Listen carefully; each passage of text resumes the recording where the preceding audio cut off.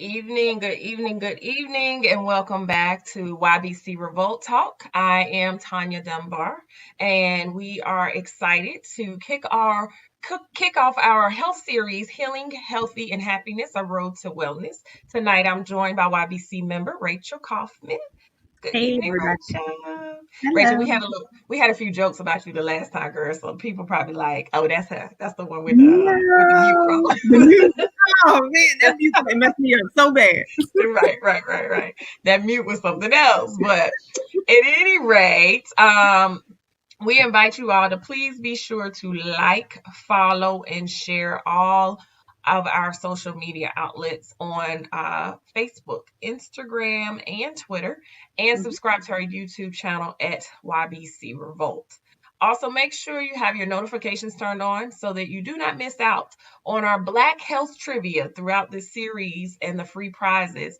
We are going to be having different trivia events throughout the weeks and between our shows, as well as during our shows, looking for individuals to respond and see who responds correctly so that you can be the winner of a special prize. And the prizes will vary throughout. Additionally, please be sure to go ahead and share this active live so more people can tune in as we continue our journey of getting smarter together. So tonight we intend to just chat a little bit, right, about the importance of getting your checkup to drive early detection of health issues, as well as take a brief look at how some of the plaguing diseases that have long impacted the Black community. I would like to preface this conversation, though, with that Rachel nor I are certified health professionals. We will simply be providing information based on research from experts within the health industry and references to our own experiences, right? But we do advise and encourage that if you have any specific concerns for yourself, that you do consult with your health professionals directly as it pertains to that. All right, so I'm just getting our little situation screen over here. Tonight's show is sponsored by The Factory 10 by Malia Monique, which I am the proud co-owner of along with my 10-year-old daughter, where we make all your custom apparel and merchandise visions come to reality. So the giveaway prizes tonight are brought to you all from F10. So please make sure you guys stay tuned in and actively participate throughout the conversation with comments or questions, and we will do our best to address them as we go along. So tonight, to get us started, we're going to kick off with some Black Health Trivia, and we're looking for the first correct response we receive in the comments. Please keep in mind, we are broadcasting to Facebook and YouTube. Therefore, the first correct response provided from either outlet will be the winner, okay? So the question tonight is, and let me get it typed so we can put it across the screen here. So I don't want the people, Rachel, it's just you and I. So we winging it a little bit tonight, y'all. Yeah, Y'all just, yeah. y'all work with us. So, hold on. Uh, oh, that's So we not keep okay. it fair. We gotta keep it fair. Right. Giving y'all time to tune in, get y'all little devices ready so y'all can find the answer, right? Yeah, yeah. So, Because somebody's gonna Google it. I know that right okay, now. because I know y'all don't know the answer right out the gate, but whatever. Here we go. Okay, so the question is, who was the first African American U.S. Surgeon General? Mm. Again, who was the first African American U.S. Surgeon General? Here go our little music.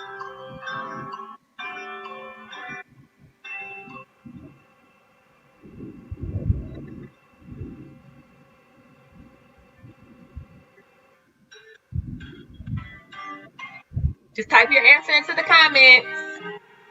Somebody's thumbs are working hard on this one. Right. I know y'all got like it's not this hard, y'all. Come on. Somebody know the answer.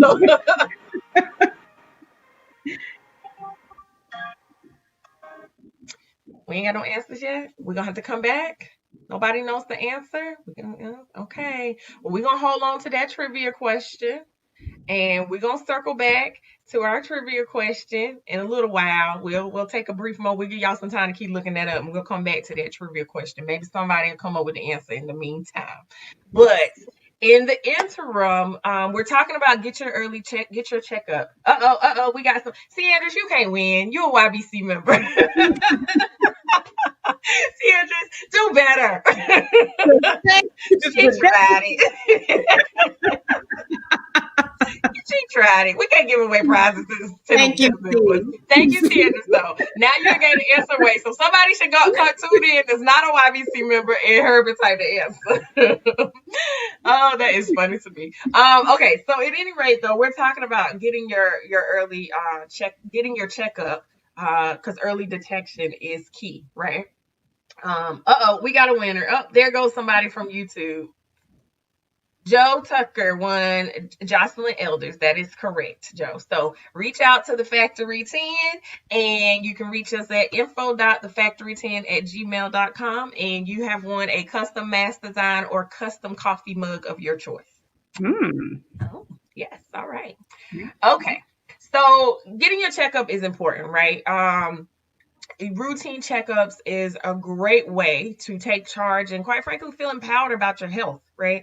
That's what this really is about. We, especially as African Americans, I don't think that we take control of our health as much as we should, just looking at statistics. And I think partly that's because we're not really in tune about what should we be asking, what things should we think about, or more importantly, things like how often should I get checkups from my primary doctor? So statistics vary on this, and there's a lot of different recommendations regarding how often you should go to the doctor. But it's really around based on your age, your risk factors, and your current health status. And there are very varying opinions on the exact frequency. One recommendation that I read says you should get routine physical exams once a year if you're over the age of 50, but once every 3 years if you're younger than 50 and, let me stress that, and in good health, right? So some people say you should get an annual exam every year, but I think that's really contingent in your adult life between you and your doctor, in terms of how frequently you should be going. And of course, your health risk. But during the routine checkup, some typical things that occur are like gathering and review of your medical history. They do your vital signs, blood pressure, heart rate, temperature, etc. Even the general appearance. So I guess I knew this, but I didn't know this. But general appearance review is also part of your routine checkup. So like as the doctor's talking to you, they're trying to gauge like your cognitive ability, your responses, neurological, how well do you remember stuff. So that's all a part of the exam, right? They also do additional exams like heart and lung, head and neck exam, abdominal exam, blood work. These are just a few of the key exams, but there are others included, depending on your gender and your age. How often do you go to the doctor, Rachel? Do you go every year? Well, I'm paranoid, so I go to every doctor once a year because I want to be in the know of everything, and I treat my doctor like a priest. So I'm comfortable with my doctors. I tell them everything because that's another thing too. Like I have some friends that they go to the doctor because it's time for an annual wellness checkup, but then they're not truthful with the doctor. They don't tell the doctor everything, and that's part of it too. Right. But you gotta be truthful. The person isn't there to judge you. They're there to help you. And that's so true, right? And so that's kind of like, that goes right along with my next point, which is, so I know people are saying, oh, Tanya, this is great. I know what the doctor does because I've been a time or two. But what should I be asking the doctor during my routine checkup, in order to take control of my own health? So realizing that your health is a combination of you and your doctor together, working together, right? So that's what we mean when we say take control of your health. But looking into research across various medical resources such as WebMD, they state that there are about 8 key questions that you should focus on during your routine checkup. So number 1, is this normal? What does that mean? Is this the time to inquire about any new symptoms, right? So if you're experiencing something new, you want to bring that up. So that goes right along with your statement, Rachel, about being honest with the doctor. And then that way you can determine, is this new symptom something that's just a regular part of life because of my age and my lifestyle, or is it something that I need to be concerned about? Mm-hmm. Number 2, do I need any additional screenings or testings? As I mentioned earlier, additional exams during your routine checkup are determined based on your age and gender. But for any new symptoms, you may want to inquire about any additional potential tests you may need or not need as it relates to whatever that symptom is, right? Or if you get some diagnosis back from any of those exams. As a result of that, question 3, do I need to see a specialist, or does my family history put me at risk? I think the one thing we definitely forget about is that we can be the healthiest person we want to be, and sometimes genetics just is not going to let us be great, right? I know people, you know people as well, Rachel, that are super duper healthy. They work out all the time. They're very conscientious about things that they put in their body, but genetically they still have health risk or health issues because of the genetics, right? So those are contributing factors. So you just got to be conscious about that. Question 4, do I need any immunizations? Your doctor should have your immunization history on file, but if you're unsure about any of the vaccinations you received in the past, your doctor may decide to do some blood work to determine if that's something you're at risk for, or give you a vaccination again. But again, I know there's a lot of noise around vaccinations and immunizations. So again, it's personal choice. I know religion plays a part in that for some people, but again, this is a conversation between you and your doctor about what you guys are going to do. Number 5, are my prescriptions still okay? Listen, people, a lot of people are taking medications for various things, whether it's prescribed medications, whether it's over-the-counter medicines, and believe it or not, some people don't realize, like, taking even vitamins, lots can have impact you negatively too if you're taking the wrong type of vitamins, right? So you need to talk about those things. You need to be forthcoming and disclose that information to your doctor so that they can help make the best informed decision about your health. Number 6, how concerned should I be? So again, Rachel, you nailed it.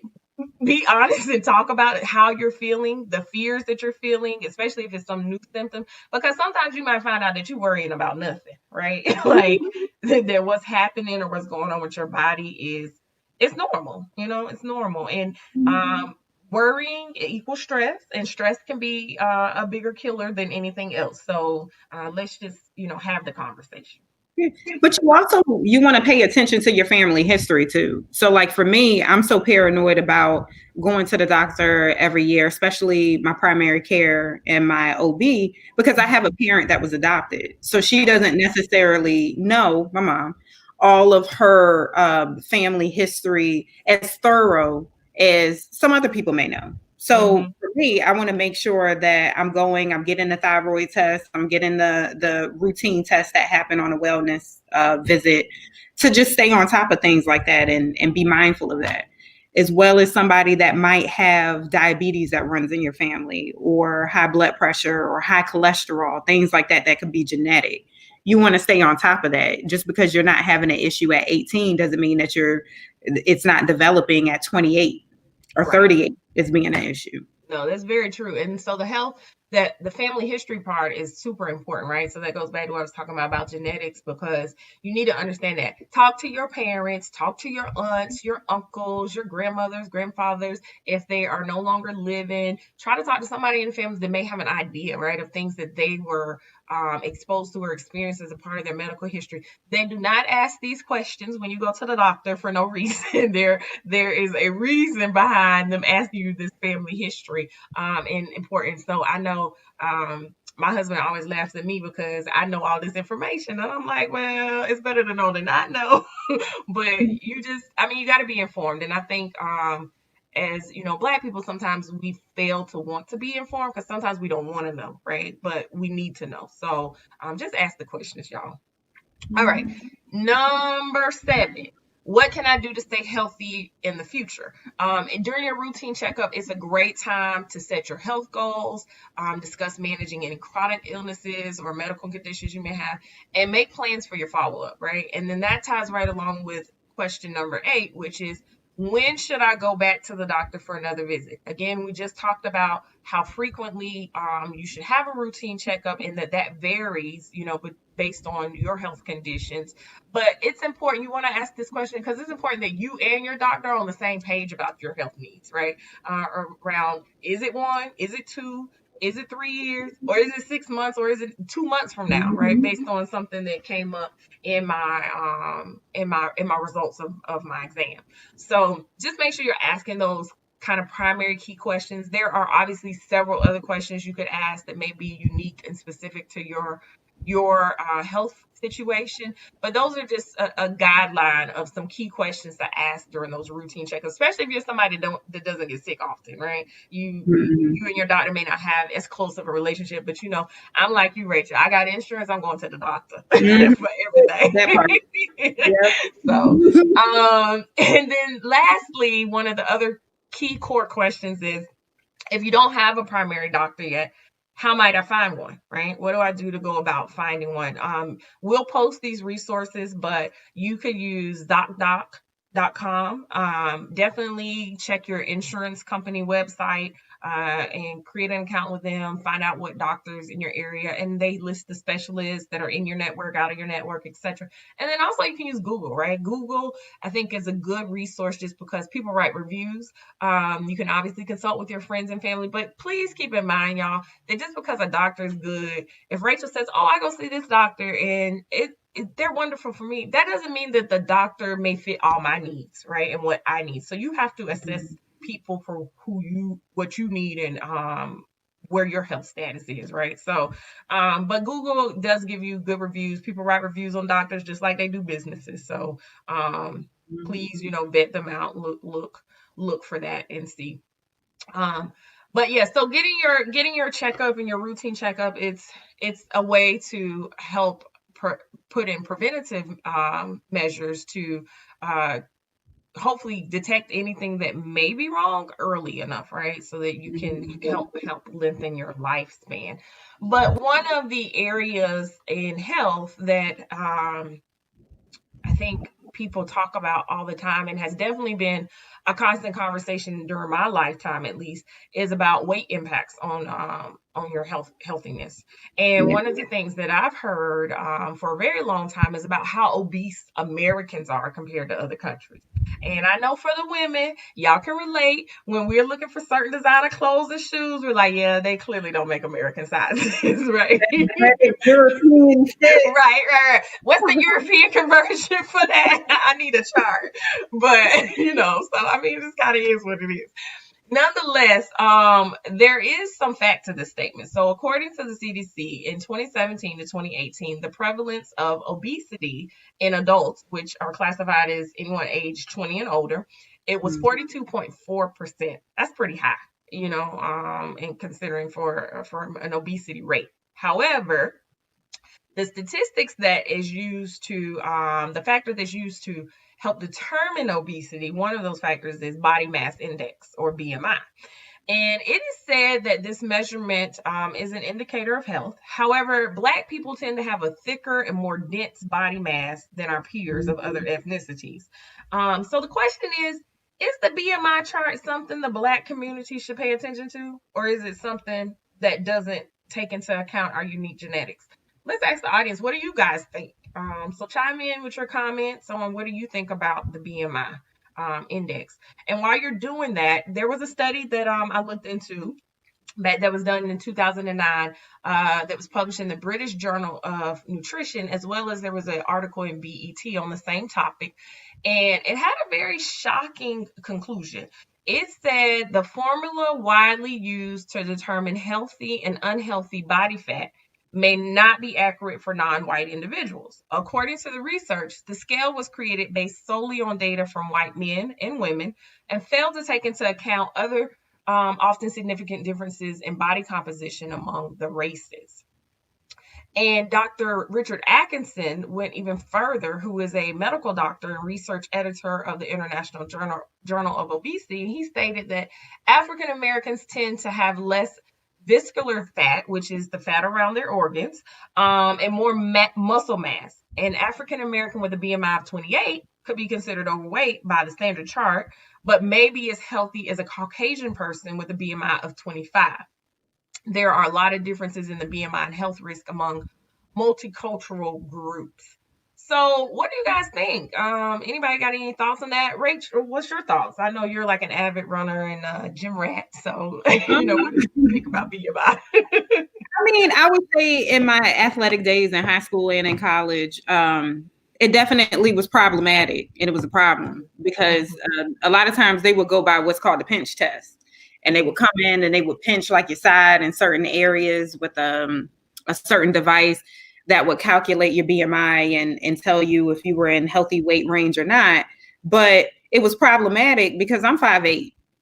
So technically at 5'8", by their standards, I should be 145. Well, when I was 145 at the height that I am now, I looked very unhealthy. Like you could see skeleton in my shoulders, and people would often say that it looked like I was at an unhealthy weight. Whereas at 160, which some might say is borderline unhealthy weight, between 160, 175, that actually is a normal weight for me because, to your point, Tanya, like the article says, being a runner and working out as I do, it's not fat that I'm carrying muscle, and I got hips. I'm thicker than a Snicker down there. So these analogies, I can't do it. I'm just saying, what about us that don't got thigh gap?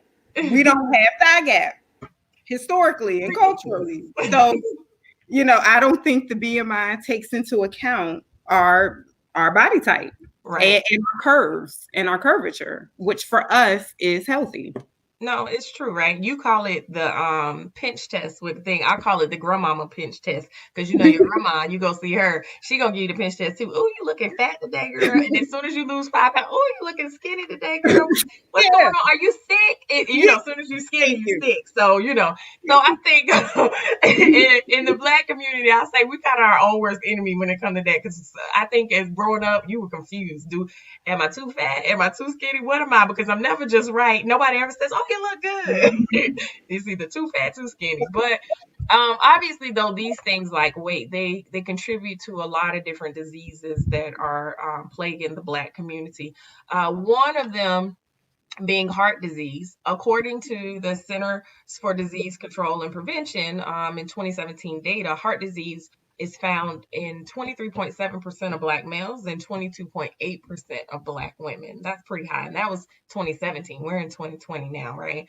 And I know the obesity rates have also gone up. And I'm sure quarantine and this pandemic is not helping that any for most of us. But while this is one of the leading causes of death in the Black community, there are many others to be cautious about. With early detection and treatment, we have the ability to lengthen our lifespan. So, Rachel, do you want to talk a little bit about a few of those key areas for some of the people? Yeah, some of them would be when you're looking at just getting your regular testing, which usually is a part of your wellness checks. Your doctor usually bases it based on either your medical history or your age range. But that would be your mammograms, for the guys, your prostate exams, and then for all of us, the colonoscopies. Those are usually like the top 3 in the triad of preventative care treatment that you get at certain times. So again, it's also based on your family history, which, looking at your mother and father, they tend to take things that trend on your mother's side a little bit more prevalent than the father's side, just because they say genetically we tend to follow after our mothers a little bit more. It also depends on, again, if you're male or female. But for mammograms, which this is put out by the American Cancer Society, for women to get your first mammogram, 40 to 44, then women 45 to 54, usually by that point, they're getting it on an annual basis. And then 55 and older, you could be getting it annually, or you could be getting it every 2 years. It just depends on your doctor. Sometimes people think, though, that the only way you can get a mammogram is if you get a referral from your doctor. And that's the main way to get a mammogram, but you can also get one without getting a referral. And in certain states, in certain areas, they even have like the mammogram mobiles that drive around, and you can go and get one there. A lot of times, to not have to have a referral, it just really depends on your advocacy for yourself, number one, and number two, your medical history. So just kind of keep those things in mind. But at the end of the day, if you're going to the doctor, you are the advocate for yourself. So if you're pushing the doctor and saying, look, I'm 35 or I'm 38, I'm concerned, I want to get one now, then the doctor will work with you and fall in tow and allow you to get one sooner. And, you can work that out from an insurance perspective. Right. Now, and this is one of those areas too. I just want to say that you may need that mammogram before the age of 40, especially if you have a long family history of women in your family having breast cancer, right? That's where that genetics falls into play.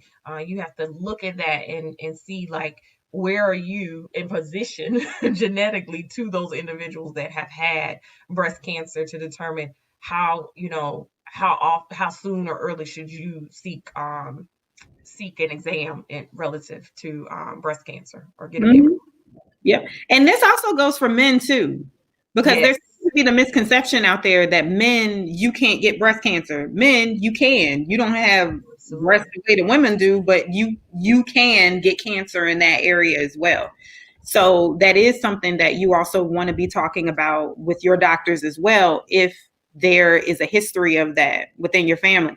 And for me, I don't just go by my mom's side. I go by, well, I can't go by my mom's side, but even if I could, I wouldn't just go by my mom's side. I go by my mom and my dad's side. I like a full comprehensive knowledge as best as I can of what's going on with my family. And that helps me to advocate for certain things that I want to make sure that I'm clear of. Right. You are your own advocate. Prostate cancer. This is coming from the Prostate Cancer Foundation. Now, this is, again, not the holy grail as far as the ages. It's based on history, but 40 is the age range for checks. And that's if you are African American, 45 if you're not African American. But as we've seen recently in the news, Chadwick, Wakanda Forever, unfortunately, he was younger than 40 when he was diagnosed. So again, based on your family history and other contributing factors as you're dealing with your doctor, it may warrant the need or the concern to get screening or testing done sooner than this particular age range. For colorectal cancer, that's where the colonoscopy comes into play. And they say 50 to 75 is that range, but you do have some groups that say 45. So the U.S. Preventative Services Task Force, for example, they give the range 50 to 75. But if you did research and you Googled, you might find some other groups that are nationally recognized that say as young as 45. Right. And colon cancer is a rising thing amongst Black men, especially, right? So that's an area that men, please get checked. And I guess this one's a little near and dear to my heart, right? Because that's what I lost my father to. So it's important, I think, for everybody to make sure you're getting checked when it comes to that, because it is one of the cancers that with early detection has been proven to be able to not have lifelong impacts, right? If you catch it early enough, it's isolated, they can remove it, and you don't have to worry about the metastasization of the cancer and spreading across your body. So please, y'all, get your colonoscopies. I know people are like, colonoscopy, I don't want to go through that. It's not that bad. It's just not that serious. Do what you need to do. Yeah, exactly. It could be worse, right? The cancer is worse for sure. So do what you need to do to make sure that you're trying to maintain your health. And also keep in mind too that sometimes issues that you could be having present in something else. Right. So I've also lost a friend, unfortunately, to colon cancer. And I remember just really random conversations we would have about issues that were thought to have been contributing to something else. And it ultimately led back to that under diagnostic. So sometimes things that seem minor aren't so minor, especially if they're reoccurring and you're noticing that it's outside of your norm. Nobody knows your body better than you. So keep that in mind. Don't be dismissive of things just out of the sake of not going to the doctor. Yeah.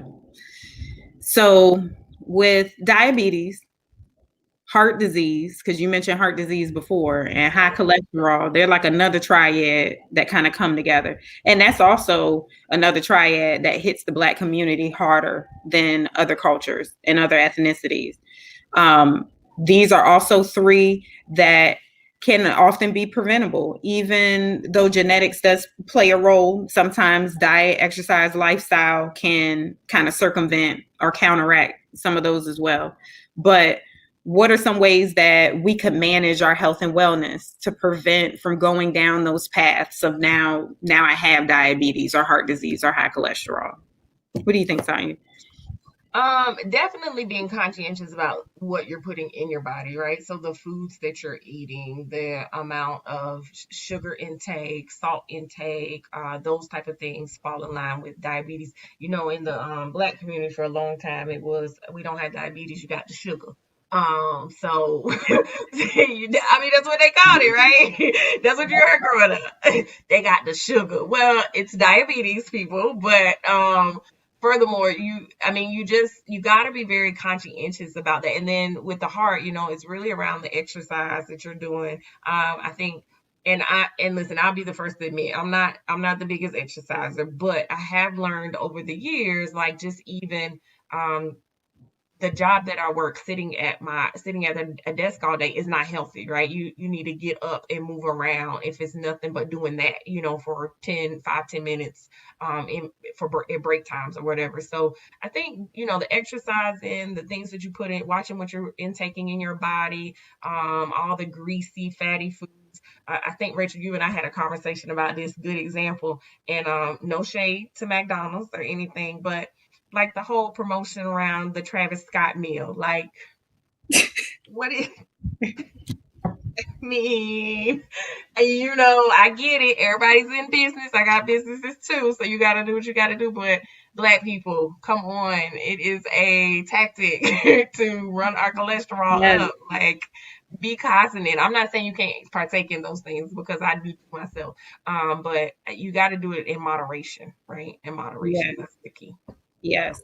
And then also talking to the athletes too, because a lot of times you'll have coaches and other people tell you, oh, well, you're fit, you got to get a lot of calories in anyway. As long as you're working out and you're burning those calories, you can eat whatever you want to. No.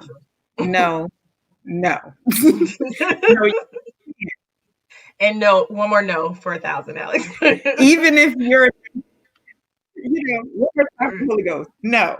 So even if you have this innate ability that you were born with to be the next LeBron James or the next Michael Johnson in track and field, that still doesn't mean that you can literally eat whatever it is that you want to and have a trash diet and not expect to have some sort of consequences fall on you at some point. Right. Even if it's not outward to everybody else, it's going to be inward when it comes to your heart, your arteries, your kidneys, and everything else. Yeah. So regardless of where you fall on the spectrum, it's a balancing act. Like all the experts say, when you're talking about diet, that's at least 70%, which is more than 50% when you're talking about the exercise. No, it's true, right? It's very true.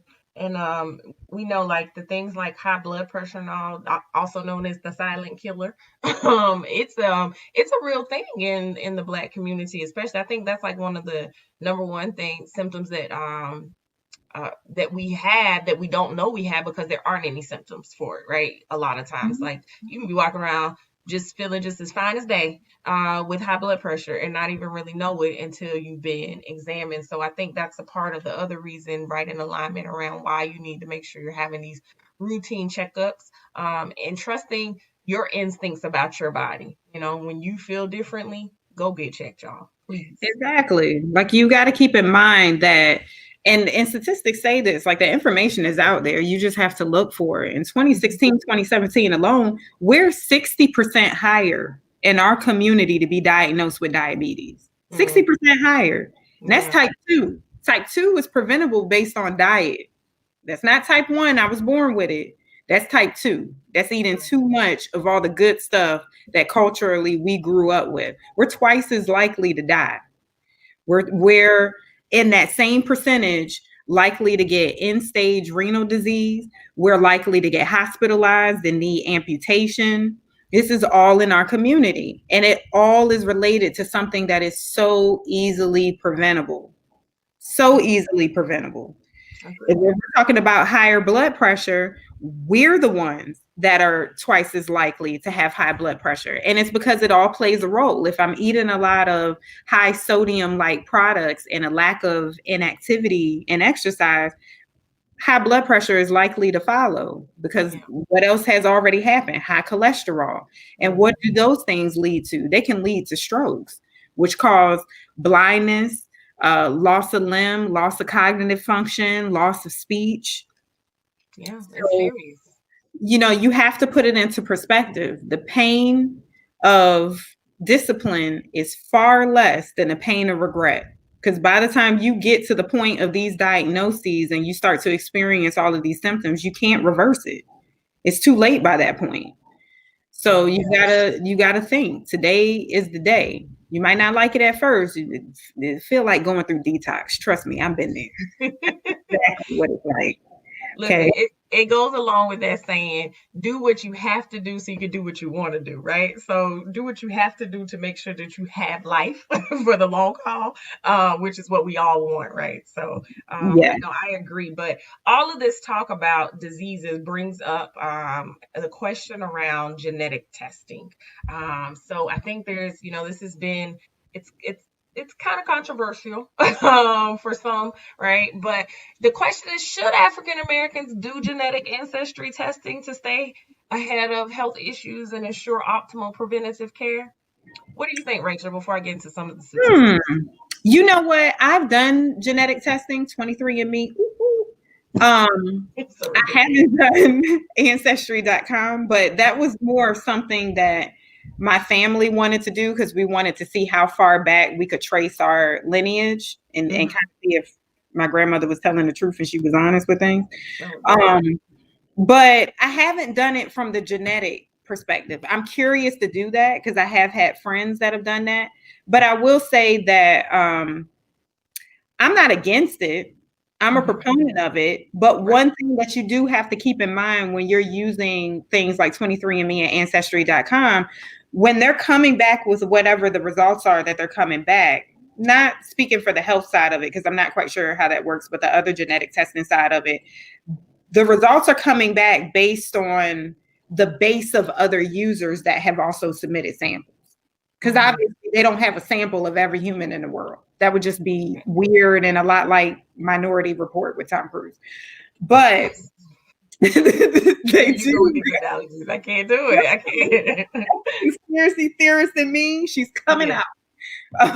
But they base it off of the user. So you want to try to, if you're going to use it and if you have the curiosity, go with the larger brands, because they'll have the larger pools of people, which will at least make the results that you come back with a bit more accurate. I mean, at the end of the day, it's not going to be 100% for us in our group the way it would be for someone of Caucasian, Irish descent, for example, because of what has just historically happened to us and how our cultures have been broken up.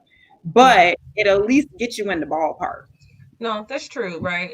And I wonder if there's anybody watching that's done genetic testing. Please chime in with that if you're open to sharing. But according to WebMD, so there's a couple of things about genetic testing. One, as you stated, it's not 100% accurate.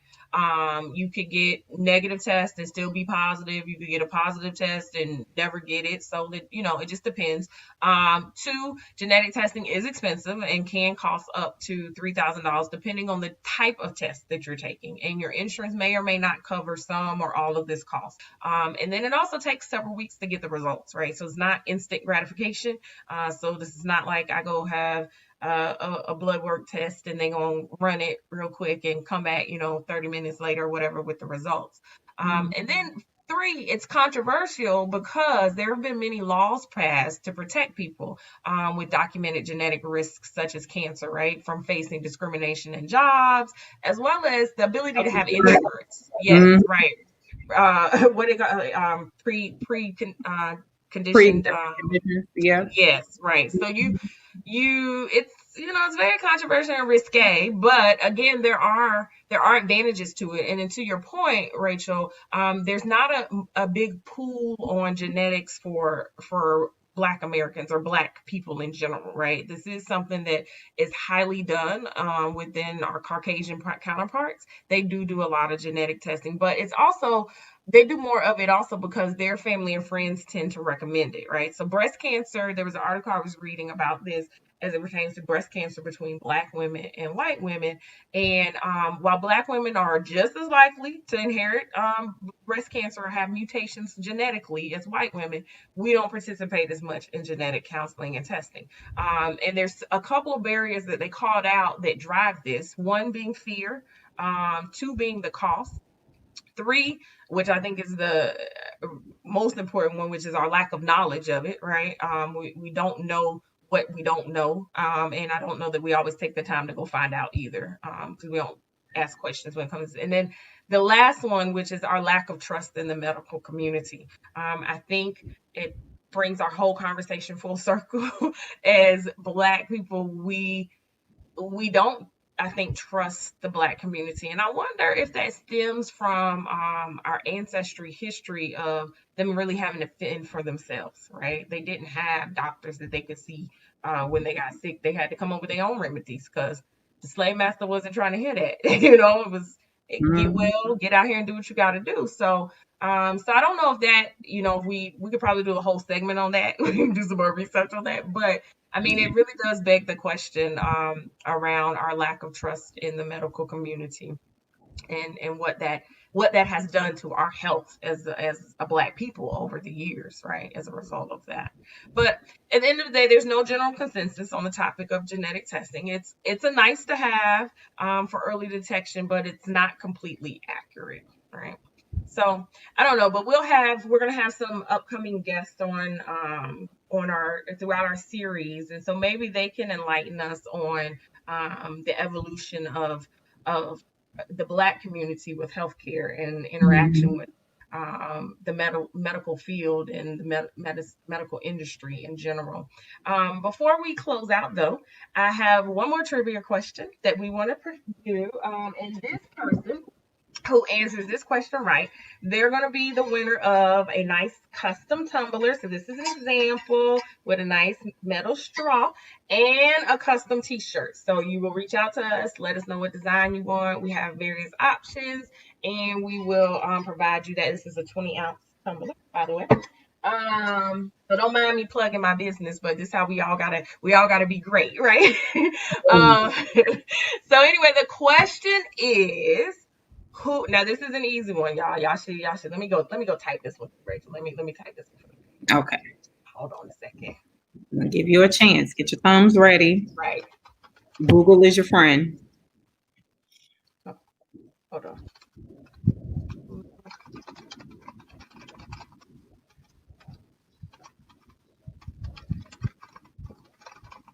This one is Black health trivia, but also Black history. Okay. So here we go. Question: who performed the first open heart surgery? Let's get our music. A good one. There was even a TV movie about it. I think Oprah was one of the characters. Just saying. Oh, I help. Come on, guys. I know you got this. You got this.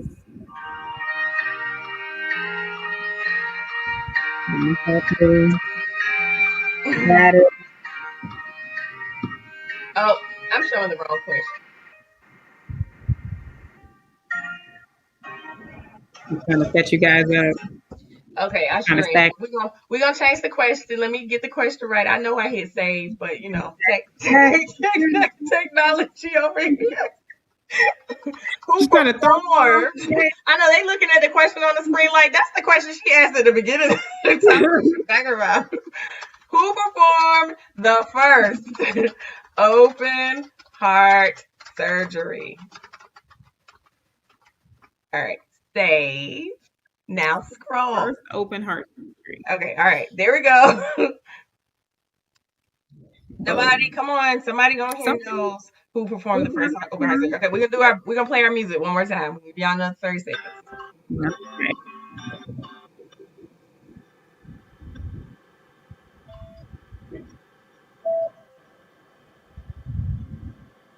First open heart surgery. I think it was a Lifetime movie. Yeah, this one's not that hard. This is like, Black history. I don't know. Mm-hmm. Got some answers coming in. Nobody got it yet. All right. No, y'all, it was a movie on Lifetime. I still want to give away this tumbler and shirt. 20 years ago. Okay. Get your free tumbler. No, yeah, nobody has come back to this. So maybe we'll go post it in the group and see if we can get an answer for this one. And we'll be able to give away our tumbler and our shirt. All right. Guys. Well, we are so excited that you guys joined us tonight. Rachel, you got some information you want to share with the people about our next upcoming show? Yeah. Thanks for kicking off our first episode for our health, healing, and happiness road to wellness series. We hope we gave you guys some good information. For those of you that haven't already been taking your health in charge, hope this is a start. We've given you some information and some things to research and think about. Join us for our next session, Black Girls Rock, Women's Health Matters, where we're going to have a chat with Dr. Deborah Davis, OBGYN, October 22nd at 7 p.m. So until next time, this has been YBC Revolt Talk.